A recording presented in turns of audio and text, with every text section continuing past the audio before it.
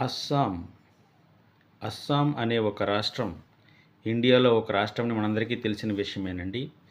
అయితే ఈ అస్సాం అనే ఒక రాష్ట్రం సరిహద్దు బంగ్లాదేశ్‌కి ఆనుకుని ఉంటుందండి అవతల వైపు.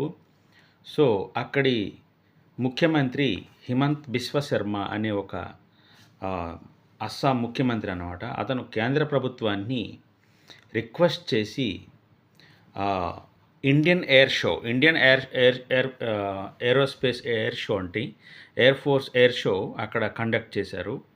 సో, ఇండియా తాలూకా భారత వాయుసేన తాలూకా ఫైటర్ జెట్లన్నీ అక్కడ ఎక్సర్సైజ్ చేయమని అతను రిక్వెస్ట్ చేయడం అయితే జరిగింది భారత గవర్నమెంట్‌కి. సో, అక్కడ ఎయిర్ షో నిర్వహించడం జరిగింది. ఎందుకంటే అవతల వైపు బంగ్లాదేశ్, మరోవైపు చైనా.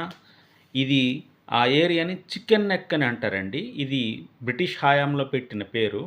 సో, చికెన్ నెక్ అనే ఏరియా అంటే అక్కడ భారత్‌కి కొద్దిగా ఎలా ఉంటదంటే చికెన్ నెక్ అంటే కోడి మెడ ఆకారంలో ఉన్న మ్యాప్ కనిపిస్తుంది. మీరు గూగుల్ చేసి చూడండి. సో, దాన్ని చికెన్ నెక్ అంటారు. సో, దాన్ని ఆ ఏరియాలో బంగ్లాదేశ్ తాలూకా చొరబాటుదారులు ఎక్కువ ఇండియాలోకి వస్తుంటారండి.